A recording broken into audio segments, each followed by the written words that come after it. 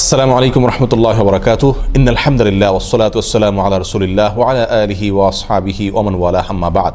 সুপ্রিয় দর্শক শ্রোতা ভাই বোনেরা, আজকাল অনেক অভিভাবক, অনেক বাবা মা আমাদের কাছ থেকে এমন কোনো আমল, এমন কোনো দোয়ার কথা জানতে চান যে আমল বা দোয়া করলে আল্লাহ সুবহানাহু ওয়া তাআলার কাছ থেকে নিজের সন্তান এবং নিজের অধীনস্থদের উজ্জ্বল আগামী সুন্দর ভবিষ্যৎ এটা আশা করা যেতে পারে, আল্লাহ সুবহানাহু ওয়া তাআলার কাছ থেকে চেয়ে নেওয়া যেতে পারে। সত্যি আজ একজন অভিভাবকের, একজন বাবার, একজন মায়ের সবচাইতে বড় দুশ্চিন্তার কারণ হলো নিজের সন্তানের উজ্জ্বল ভবিষ্যৎ নিশ্চিত করতে পারা। এর চাইতে বড় চ্যালেঞ্জের বিষয় এ যুগে আর নেই বললেই চলে। তো এই জন্য কোরআন কারীম থেকে আজ আমরা 4টি আমলের কথা বলবো, যে আমলগুলো করলে ইনশাআল্লাহ আমাদের সন্তানের উজ্জ্বল ভবিষ্যৎ আমরা আশা করতে পারি।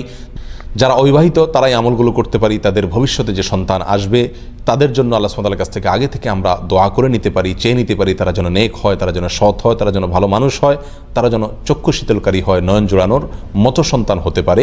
আর যারা বিবাহ করেছেন, সন্তান হয়েছে, তাদের সন্তানগুলো যেন ভালো হয়, সেই জন্য আমরা দোয়াগুলো এবং আমলগুলো করতে পারি। আর যাদের এখনও সন্তান হয়নি কিন্তু বিয়ে করেছেন, তারা সন্তানের আশা করছেন, সন্তান চাইছেন আল্লাহর কাছে, তারাও এই দোয়াগুলো আমরা করতে পারি।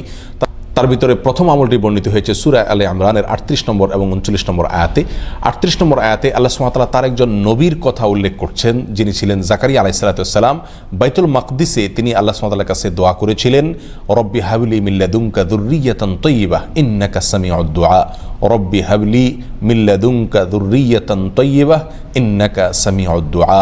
অর্থাৎ, হে আল্লাহ, আপনি আপনার কাছ থেকে আমাকে নেক সন্তান, ভালো সন্তান, পবিত্র সন্তান আপনি দান করুন, কারণ আপনি দোয়া শ্রবণকারী।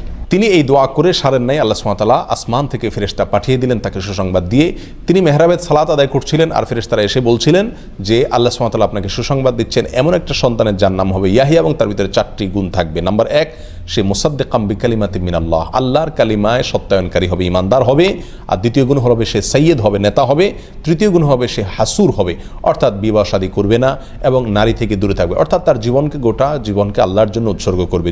যদিও বিবাহ শাদী না করে শুধুমাত্র আল্লাহর ইবাদত বন্দেগীর জন্য নিজের জীবনকে কাটিয়ে দেওয়া, এটা আমাদের শরীয়তে নির্দেশিত নয়, এটা তার জন্য ছিল স্পেশাল। যাই হোক, 4 নম্বর গুণ হলো তিনি নবিয়্যুম মিনাস সালিহিন, একজন নবী হবেন, নেককার মানুষ হবেন। তাহলে জাকারিয়া আলাইহিস সালাতু ওয়াস সালাম এই দোয়া আল্লাহ সুবহানাহু ওয়া তাআলার কাছে করেছেন সুন্দর এবং নেক সন্তানের জন্য, ভালো সন্তানের জন্য। আল্লাহ তাআলা তাকে সেই সন্তান দিলেন এবং সে সন্তান ভালো সন্তান হিসেবে আল্লাহ সুবহানাহু ওয়া তাআলা অগ্রিম ঘোষণা দিয়ে দিলেন। আর সে দোয়াটি আবারও বলছি, রব্বি হাবলি মিন লাদুনকা যুররিয়াতান তাইয়্যিবাহ ইন্নাকা সামিউদ দুআ। দ্বিতীয় আমলটি হলো ইব্রাহিম আলাইহিস সালাতু ওয়াস সালামের। ইব্রাহিম আলাইহিস সালাতু ওয়াস সালাম তিনি আল্লাহ সুবহানাহু ওয়া তাআলার কাছ থেকে সন্তান চেয়ে একটি দোয়া করেছিলেন, যার ভাষা ছিল রব্বি হাবলি মিনাস সালিহিন, রব্বি হাবলি মিনাস সালিহিন, অর্থাৎ হে আল্লাহ, আপনি আমাকে নেক সন্তান দান করুন। সূরা সফফাতের 99 নম্বর আয়াতে এই দোয়াটি বর্ণিত হয়েছে। ইব্রাহিম আলাইহিস সালাতু ওয়াস সালামের এই দোয়ার পরিপ্রেক্ষিতে আল্লাহ সুবহানাহু ওয়া তাআলা বলেন, ফাবাশশারনাহু বিগুলামিন হালিম, এই দোয়ার প্রেক্ষিতে আমি তাকে সুসংবাদ দিয়েছি, একটা ধৈর্যশীল সন্তান তাকে দান করবে এই মর্মে। এবং সেই ধৈর্যশীল সন্তান হিসাবে আল্লাহ সুবহানাহু ওয়া তাআলা যাকে দিয়েছেন তিনি হলেন ইসমাঈল আলাইহিস সালাতু ওয়াস সালাম, যার বংশে জন্মগ্রহণ করেছেন আমাদের নবী মুহাম্মদ সাল্লাল্লাহু আলাইহি ওয়াসাল্লাম। তাহলে ইব্রাহিম আলাইহিস সালাতু ওয়াস সালাম এমন এক সন্তান আল্লাহর কাছে চেয়ে নিলেন, যেই সন্তান পৃথিবীর ইতিহাসে অন্যতম সেরা নবীদের মধ্য থেকে একজন, যার নাম ছিল ইসমাঈল। আর সেই সন্তান তিনি লাভ করেছেন যে দোয়া পড়ে, সেটি হলো রব্বি হাবলি মিনাস সালিহিন। অতএব আমরাও এই দোয়া করতে পারি আমাদের সুন্দর আগামীর জন্য, সন্তানদের সুন্দর ভবিষ্যতের জন্য এবং নেক সন্তানের জন্য, রব্বি হাবলি মিনাস সালিহিন। 3 নম্বর আমল হলো, দোয়াটি হলো রব্বানা হাবলানা মিন আজওয়াজিনা ওয়া যুররিয়াতিনা কুররাতা আয়ুন ওয়াজআলনা লিল মুত্তাকিনা ইমামা। এই দোয়া যারা পড়ে আল্লাহ সুবহানাহু ওয়া তাআলা তারা জান্নাতি হিসাবে এই সূরায় ঘোষণা দিয়েছেন পরবর্তী আয়াতে। তো এই আয়াতের মধ্যে নেক সন্তান চাওয়ার কথা বলা আছে, রব্বানা হাবলানা মিন আজওয়াজিনা ওয়া যুররিয়াতিনা কুররাতা আয়ুন, অর্থাৎ আল্লাহ এমন স্ত্রী সন্তান আমাদেরকে দান করুন যে স্ত্রী সন্তান আমাদের চোখ জুড়াবে, আমাদের নয়ন জুড়াবে, চোখ শীতল করে দিবে এবং তারা মুত্তাকিদের ইমাম হবে। এই দোয়া এর মাধ্যমে আমরা নেক সন্তান, নেক স্ত্রী, আমাদের সুন্দর পরিবার, ভালো এবং পবিত্র পরিচ্ছন্ন পরিবার আল্লাহর কাছে আমরা চেয়ে নিতে পারি। নাম্বার 4 আমল হলো সূরা নূহে বর্ণিত হয়েছে, একেবারে শুরুর দিকে আল্লাহ সুবহানাহু ওয়া তাআলা বলেছেন, ফাকুল তুস্তাগফিরু রাব্বাকুম ইন্নাহু কানা গাফফারা ইউরসিলিস সামা আলাইকুম মিদরারা ওয়া ইউমদিদকুম বিআমওয়ালি ওয়া বানিন।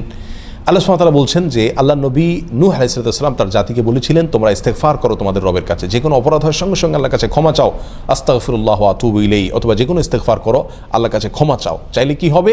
আল্লাহ তোমাদেরকে বৃষ্টি দিবেন এবং সন্তান এবং সম্পদ দিয়ে শক্তিশালী করবেন, অর্থাৎ এমন সন্তান পাবো, এমন সম্পদ পাবো যার ফলে আমার হাত শক্ত হবে, আমি শক্তিশালী হব। তার মানে নেক সন্তান ইনশাআল্লাহ আশা করা যেতে পারে ইস্তেগফারের মাধ্যমে। আবার বলছি, 4টি আমলের ভিতরে প্রথম আমল ছিল জাকারিয়া আলাইহিস সালামের দোয়া, রব্বি হাবলি মিন লাদুনকা যুররিয়াতান তাইয়্যিবা ইন্নাকা সামিউদ দুআ। দ্বিতীয় আমল ছিল ইব্রাহিম আলাইহিস সালামের দোয়া, রব্বি হাবলি মিনাস সলিহিন।